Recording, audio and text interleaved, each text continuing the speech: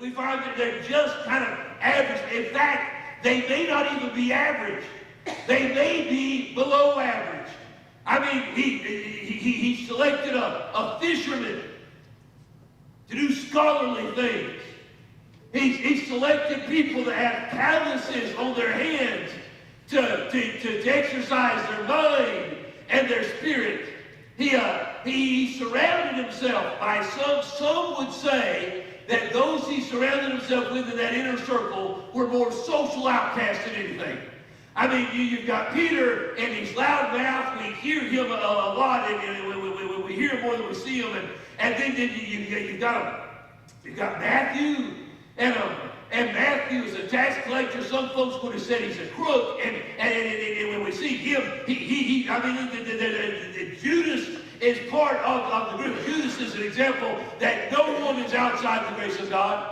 No one is too far gone. And I've got more questions about Judas than I've got answers. And yet this factor means Jesus called Judas by name and invited him to be his friend. What Judas does with it is up to Judas. But if Judas doesn't amount to anything, it's not because God doesn't give him the chance. I mean, there he is. I mean, but please understand, it is the design of Jesus to use average, common, perhaps below average people to do great things for him. And the good news is, I qualify. I mean, listen, if the standard is below average, I'm there. I mean, I qualify for that. And you do too, by the way.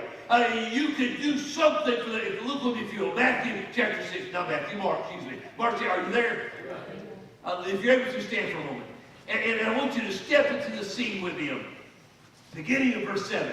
The he there is Jesus, and the record says, and he called unto him the 12. The 12. That's how we know them. The 12, the apostles. The 12 men, they have been disciples. They followed Jesus. They've listened to Jesus. Some of them are introduced to Jesus by John the Baptist. They've been followers of him. Peter, James, John, and Andrew. We know that they're the first followers of John the Baptist. And they're introduced to Jesus. And they begin to follow Jesus. And now they're known to us as the 12. And he begins to send them forth by 2 and 2. And gave them power over unclean spirits, commanding them that they should take nothing for their journey, save a staff only, no scrip, no pockets, no bread, no money in their purses, but be shod with sandals. Don't take 2 coats. And you might say, what does that have to do with it? Because the average person would have taken 2 coats, 2 outer garments. One would be used more to sleep than anything, but he's telling them, don't take the things you normally would take. Don't be prepared like that. And he says this, and what place soever you enter into a house, thereby till you depart from that place. Don't jump from place to place. And whosoever shall not receive you nor hear you, when you depart thence, shake off the dust under your feet for testimony against them. Verily, I say unto you, it would be more tolerable for Sodom and Gomorrah in the day of judgment than for that city. And they went out and preached that men should repent. And they cast out many devils who were anointed with oil, many that were sick, and healed them. And then there's a living example of God using common, average, everyday, run-of-the-mill people to do his work. In fact, he doesn't just use them, he specifically recruited them and sent them. And they didn't just somehow happen to do God's work along the way. They were specifically picked out. And if you sit down and say, okay, what kind of gifts, what kind of skills, what abilities do these guys bring to the table, you find they don't bring a lot. I mean, and then when he sends them, he doesn't send them with any of the physical stuff. It's as if he's saying to them, when the moment comes, I'll give you what you need. And in fact, I'm not saying that. I'm not saying that that's a blanket for every person. But here's what we find: that Jesus was able to give them, to skill them, to give them what they needed to serve him. And all he required of them was a willingness to be used. A readiness to say, I want to do something for God. I'll go where you send me. I'll do what you ask me. I will trust that you are able to prepare me for whatever it is that's before me. I just want to do something. I believe with all my heart that in our auditorium this morning, there are some folks that say, I just want to do something for God. I don't know what. I may have some ideas, but I may be told, I just want to know, when I put my head on the pillow at night, that I've done something for God. This is a great biblical text. Because there were a group of guys who were just like us. They just wanted to do something for God. And God used them. Would you bow your heads? Father, we thank you. We thank you for the opportunity of coming to this place with these people. Lord, I believe we've worshipped you. We've made you the center of our attention. We have sang, praised you for your worth and your value. Lord, I pray that you will receive what we've done. And Lord, as we now open the pages of your word, we invite your Spirit, Lord, to direct our thoughts, to guide our ambitions, to help us make decisions. And the decision may be, am I going to do anything for you? Am I going to spend this life just living from day to day? Or am I going to do something of eternal value with the days you give me? I pray, Lord, that you would guide our thoughts, convict our spirits, direct our decisions. We ask these things in Christ's name. Amen. Please be seated. I want you to notice, in case you haven't guessed, how God uses the common to accomplish the uncommon. There are three lessons of value, at least for me, that can jump out of the verses in them. And I pray that you will notice them and perhaps agree. And the first thing that gets me is how God somehow stirs people to serve Him. And I've chosen to use the word provoke. And we use different words for this. The text says that He called unto Him the 12. And that's the terminology that I kind of grew up with. So much so that whenever I walked down the aisle and September 7th, my 19th birthday, 1984, I walked down the aisle of church at the conclusion of revival service and announced my call to the ministry. That's the terminology that I had embraced growing up, that when God dealt with my heart about being involved in what I do, that He was calling me, and it's good terminology. It's introduced us. And so He calls unto Him the 12. But understand that regardless of what the terminology, whether it's God called you to do something, or God led you to do something, or God burdened you with some issue, or God impressed upon your mind and your spirit that He wanted to use you in some particular way, or maybe you don't know what particular way, you just feel as if God wants to use you in some way, and you don't even know what way. You just feel a desire, a burning, a yearning to do something for God. And God, in His own way, provokes us to serve Him.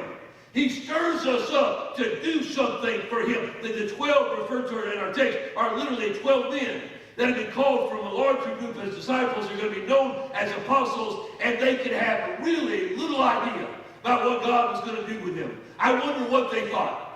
Luke shares with us that Jesus spends an evening in prayer, and when He comes down from His place of prayer the next day, He calls out of the larger group of disciples 12 men, and He calls them apostles, and He gives us their name, and we're familiar with those. I wonder what they thought. What was their expectation? When Jesus says, I want you guys to walk closer to me. I'm inviting you into a close relationship. I want you to, there's a big crowd that's following, but you're going to be right next to me. We're going to have conversations that don't happen to just everybody. You're going to get to know me in ways that everybody doesn't get to know me. And I am going to send you out to do it. I wonder what their expectation was. I don't know if they really had an idea what it was asking specifically. They just knew there was a desire in them to walk closer to Him. There was a hunger in them to do something for Him. And when He opened the door, they walked through it. Here's what I'm saying. God may not call you to be a full-time minister, but God desires to use every one of His children to do something for Him. And in His own way, He provokes us. He stirs us up.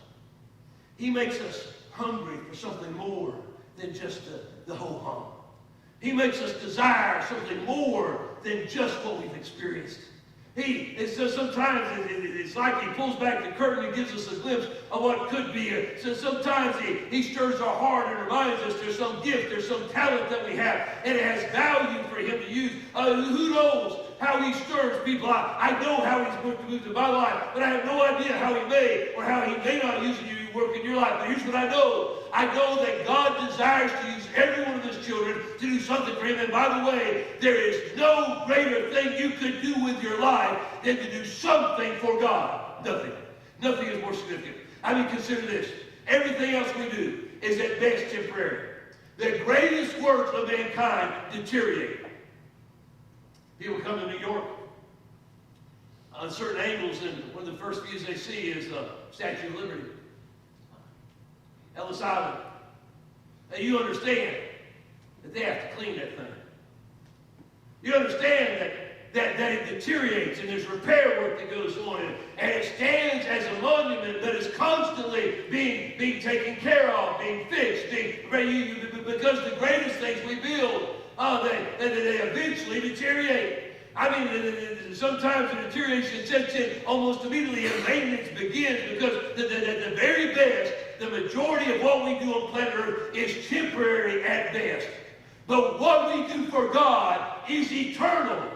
What we do in this lifetime is often just for a little while. And our greatest structures decay. Our advancements become obsolete. Our ideas that today may seem to be cutting edge, will to another generation seem to be archaic. But that which is done for God is eternal in its value. It's lasting. None of that. But eternity itself is changed by what we do for him. I mean, it's not just that it lasts for eternity, but it has eternal value. That which is done, the work of God promotes an eternal relationship. Eternity is changed when the children of God serve God.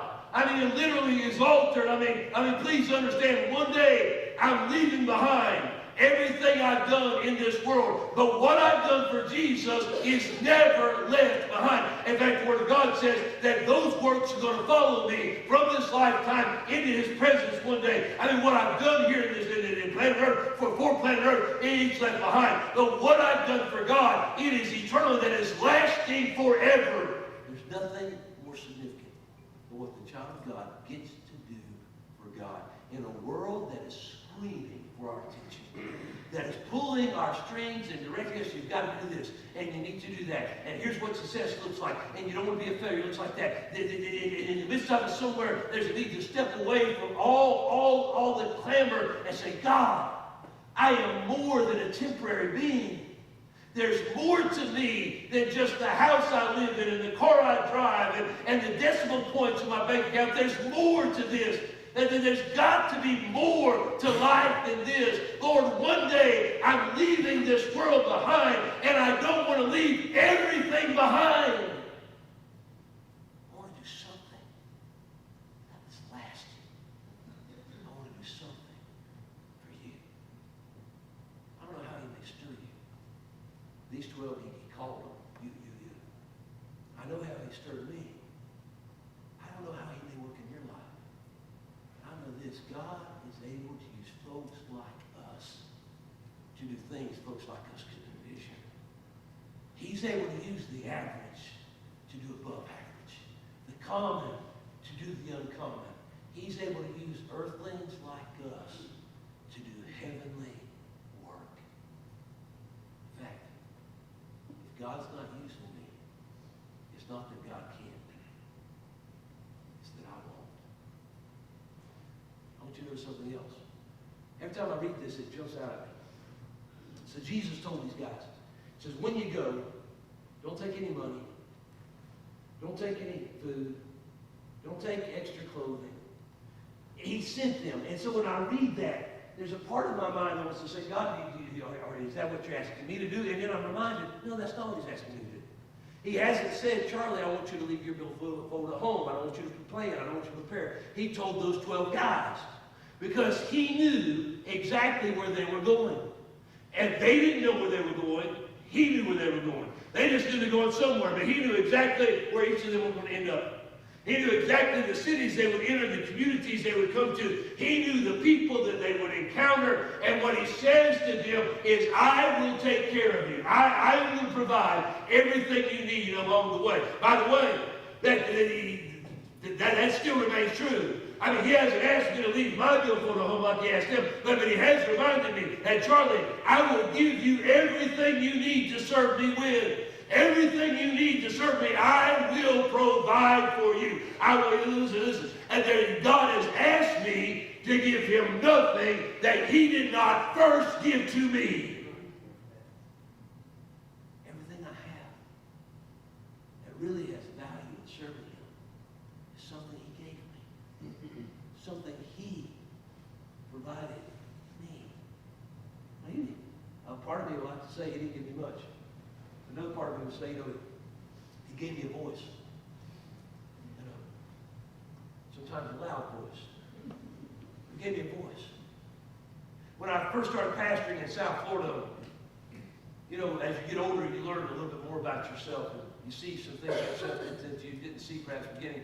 There was a fellow in the church I was there, and he was inviting a friend of his on a casual setting to come to church, and he said, you see Brother Charlie, and you think he's so quiet and reserved, but then when he gets to the pulpit, he goes, and it really hadn't connected dots in my mind then that there were two different sides of me. There's in your house, personal, face to face, and nothing really loud, and then there's this, and it's entirely different. But you say, well, it's what God gave me. I mean, it's what he gave, it's what God has blessed me with, and the vocal cords, the voice, the lungs, all those things, and so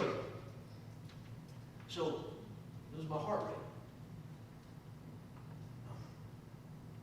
My resting heart rate tends to go down into the 40s. We were doing pre-op for the brain surgery at Tampa in General, and they were doing my heart rate thing, and I don't know, the person that was doing it got real nervous. They got real nervous and said, your heart rate's in the 40s. And I said, yeah, that's about what it normally is. And they disappeared out of the room. And somebody with more degrees, more letters after they came into the room. But it's my insides are just as calm as they can be right now. It's what God gave me. It's just what he gave me. What did he give you? What is it God's given you? You may be able to put your finger on it. It may be a possession. It may be literally something that he gave you. Or it may be some ability, some skill, some talent. It may be some relationships that you just somehow got over the years. You didn't even think about it, but you just fallen into a good place, or who knows? I don't know what it is, but what is it that God gave you? And then will you in turn do something with that for God? Will you take what God has given you and say, okay, God, this is what you gave me. And if you stir my heart to serve you, I'm willing to give it back to you. I'm willing to use this, whatever this is, for you. Because here's what I know. God told these 12 guys, you 12 guys, I want you to go. Where we're going, don't worry about that. What are we going to need? I've got you. Everything you need is something I've already given you. Everything you're going to need to use is something I will take care of. Listen, God wants to use folks like us to accomplish his will on planet Earth today. And everything we need is something he will give us. Which means I can't say, I can't serve thee, God, because I don't have what you need. Oh, no. Listen. In a way, God placed eternity into the hands of those 12 guys. Let me explain. They would make no eternal decisions for anybody but themselves. We get that right? They were going to go, they were going to share the message of Jesus, but they could not embrace the message of Jesus on somebody else's behalf. They could not become a child of God for somebody else. They could not impose. Now listen, you may love somebody dearly, you may want to see them come to the family of God. Please understand, you cannot do it for them. You cannot decide to accept Christ for them. You may have loved ones that you really just want to see them go closer to God, and you cannot do that for them. But please understand, in another way, eternity has been placed in your hand. Because while they could not make eternal decisions for the people that they would encounter along the way. Eternity had been placed in their hands, and that they had the information that those people needed to make eternal decisions. That they're going to go and they're going to share the message of Jesus Christ. And on the basis of that message, others will make decisions. And so in that sense, eternity has been placed in their hands. So please understand something. If you are a child of God, you've been born again by the grace of God, forgiven of your sins, brought into the family of God by the blood of Jesus Christ, guaranteed a standing, not because anything about us has value, but because of everything about Him that is valuable. And eternity has been put in our hands because we have what other people need to make their decision for Jesus. Eternity. Some people, and they don't know about Jesus what you know about Jesus. They don't know. They just come through the whole Christmas season, and they know something about Santa Claus. They can sing Rudolph the Red-Nosed Reindeer. And they may know that somehow Jesus is involved. But what you hold as just common knowledge, they're unaware of. They don't know. And in that sense, eternity is in your hands. The information they need is yours. God called these 12 guys. In some ways, they are very below average. Man, eternity was shaped by what they did. In fact, some would say, with some reason to say, that Jesus did not come to change the world. Jesus came to change a handful of people who in turn would take the message of Jesus and go change the world. Here's what we know. Jesus resurrected the dead in His life. He didn't resurrect all the dead. And Jesus healed those who were sick. He didn't heal everybody who was sick. And Jesus preached to multitudes, but He didn't preach to everybody. What He did was He changed these guys. And He said, now you go. Now you go. Who are we to say that Jesus has not done what He has done for you, with you, through you, so you would go make a difference in somebody else's life? Jesus uses average people to do above average work. He uses the common to do the uncommon. He uses earthlings to accomplish that which is heavenly. He uses folks like us. You say, what do I need? He'll give you everything you need. But what most need is a heart that says, God, I'm willing to be used. A mind that is surrendered. God, I don't know what you might have in the future, but I want my future to involve everything that you've got in mind for me. Lord, I am willing to take my plans for tomorrow, put them on the shelf, and embrace your plans for my heart. If you're a child of God, God wants to use you. It's not, listen, if you aren't serving God today, it's not that you can't. It's that you won't. But that could change right here. Today